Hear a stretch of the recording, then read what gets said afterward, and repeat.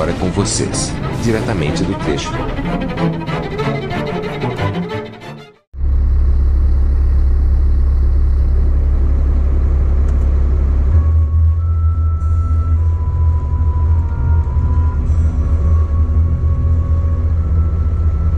Hebreus, capítulo 4. Deus nos deixou a promessa de que podemos receber o descanso de que Ele falou. Portanto, tenhamos muito cuidado para que Deus não julgue que algum de vocês tenha falhado, deixando assim de receber esse descanso. Pois, assim como aquelas pessoas ouviram, também nós ouvimos a boa notícia. Elas ouviram a mensagem, porém, ela não lhes fez nenhum bem, porque quando a ouviram, não a receberam com fé. Portanto, nós, os que cremos, recebemos o descanso prometido por Deus, como Ele mesmo disse. Eu fiquei irado e fiz este juramento. Eles nunca entrarão na terra prometida, onde eu lhes teria dado descanso. Ele disse isso, embora o seu trabalho já estivesse terminado desde o tempo em que havia criado o mundo. Pois a respeito do sétimo dia está escrito o seguinte em alguma parte das Escrituras Sagradas: no sétimo dia Deus descansou de todo o trabalho que ele havia feito. E o mesmo assunto é repetido. Eles nunca entrarão na terra prometida, onde eu lhes teria dado descanso. Aqueles que foram os primeiros a ouvir a boa notícia não tiveram fé e por isso não receberam esse descanso. Portanto, há outros que vão recebê-lo. A prova disso é que Deus marca outro dia chamado hoje. Ele falou disso muitos anos depois, por meio de Davi, no trecho das Escrituras já citado. Se hoje vocês ouvirem a voz de Deus, não sejam teimosos. Se Josué tivesse dado ao povo esse descanso, Deus não teria falado mais tarde a respeito de outro dia. Assim, ainda fica para o povo de Deus um descanso, como o descanso de Deus no sétimo dia. Porque quem receber o descanso que Deus prometeu, vai descansar de todos os seus trabalhos, assim como Deus descansou dos trabalhos dele. Portanto, façamos tudo para receber esse descanso, e assim nenhum de nós deixará de recebê-lo, como aconteceu com aquelas pessoas por terem se revoltado. Pois a palavra de Deus é viva e poderosa, e corta mais do que qualquer espada afiada dos dois lados. Ela vai até o lugar mais fundo da alma e do espírito, vai até o íntimo das pessoas e julga os desejos e pensamentos do coração delas. Não há nada que se possa esconder de Deus. Em toda a criação, tudo está descoberto e aberto diante dos seus olhos, e é a Ele que todos nós teremos de prestar contas.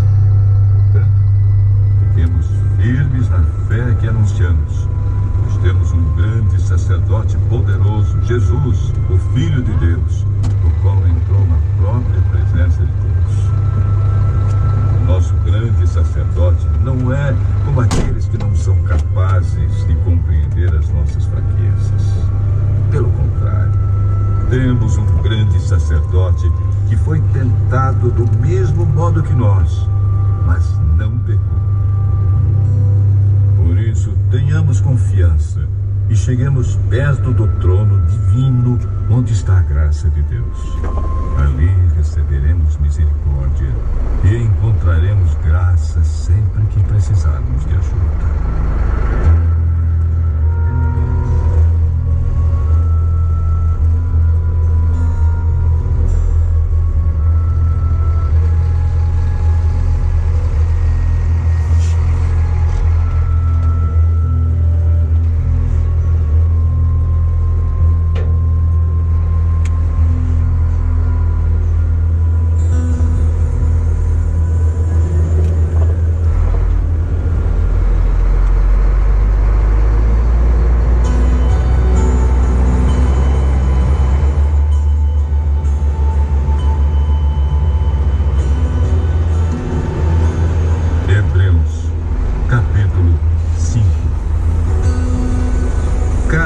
grande sacerdote, é escolhido entre os homens e nomeado para servir a Deus em favor do povo, apresentando a Deus ofertas e sacrifícios pelos pecados.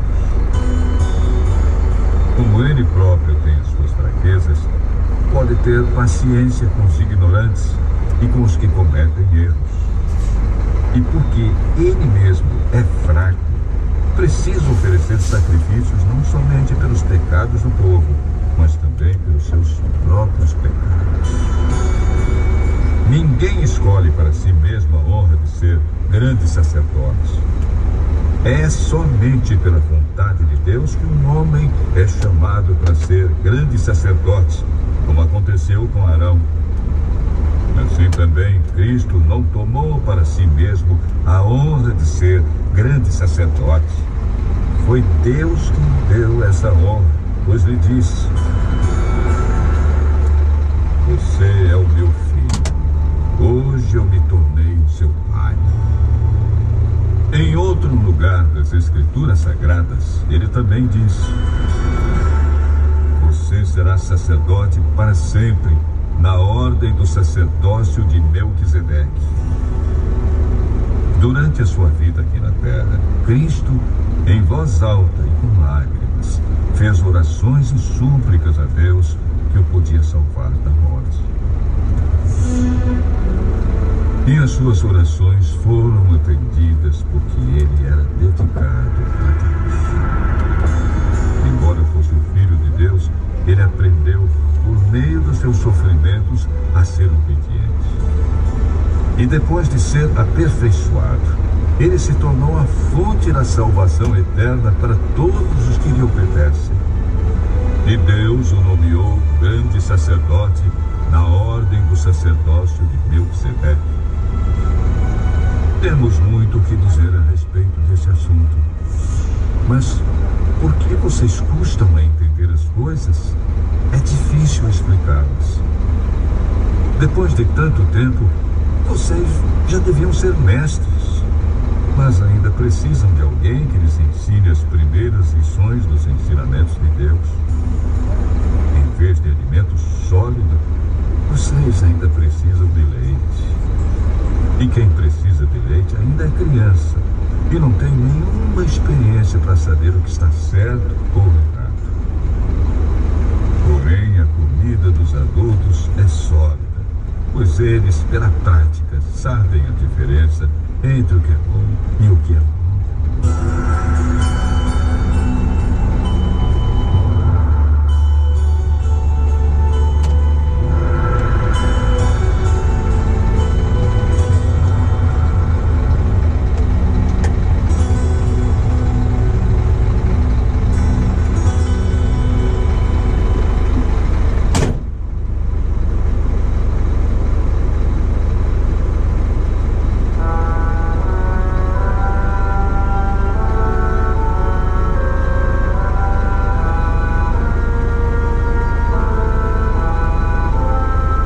Hebreus, capítulo 6.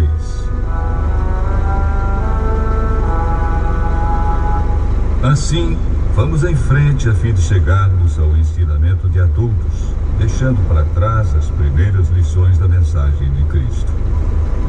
Nós não vamos colocar de novo as bases dessa mensagem, isto é, a necessidade de abandonar uma vida inútil e de crer em Deus. O ensinamento a respeito dos batismos e da cerimônia de pôr as mãos sobre os cristãos, e a ressurreição dos mortos e o julgamento eterno. Vamos em frente, e se Deus quiser, é isso que faremos. Como é que as pessoas que abandonaram a fé podem se arrepender de novo? Elas já estavam na luz de Deus, já haviam experimentado o dom do céu e recebido a sua parte do Espírito Santo. Já haviam conhecido por experiência que a palavra de Deus é boa e tinham experimentado os poderes do mundo que há de vir. Mas depois abandonaram a fé. É impossível levar essas pessoas a se arrependerem de novo, pois estão crucificando outra vez o Filho de Deus e zombando publicamente dele.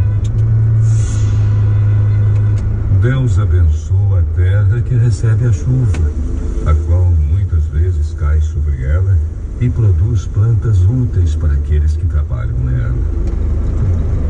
Mas a terra que produz mato e espinhos não serve para nada. Ela corre o perigo de ser amaldiçoada por Deus e acaba sendo queimada.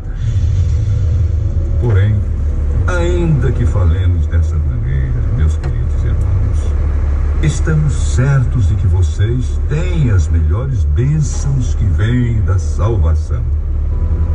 Deus não é injusto.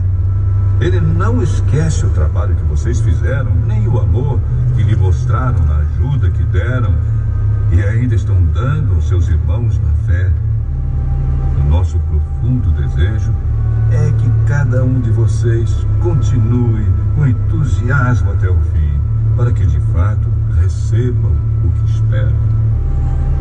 Não queremos que se tornem preguiçosos, mas que sejam como os que creem e têm paciência, para que assim recebam o que Deus prometeu. Deus fez a promessa a Abraão e jurou cumpri-la. E como não havia ninguém maior do que ele mesmo, Deus jurou pelo seu próprio nome. Ele disse a Abraão: eu prometo que abençoarei você ricamente e lhe darei muitos descendentes.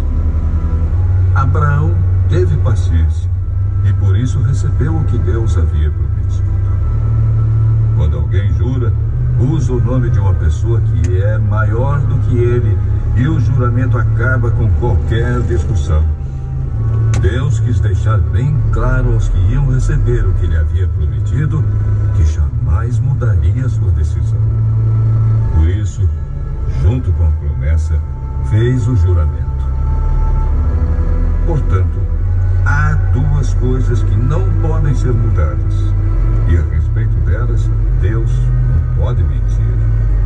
E assim nós, que encontramos segurança nele, nos sentimos muito encorajados a nos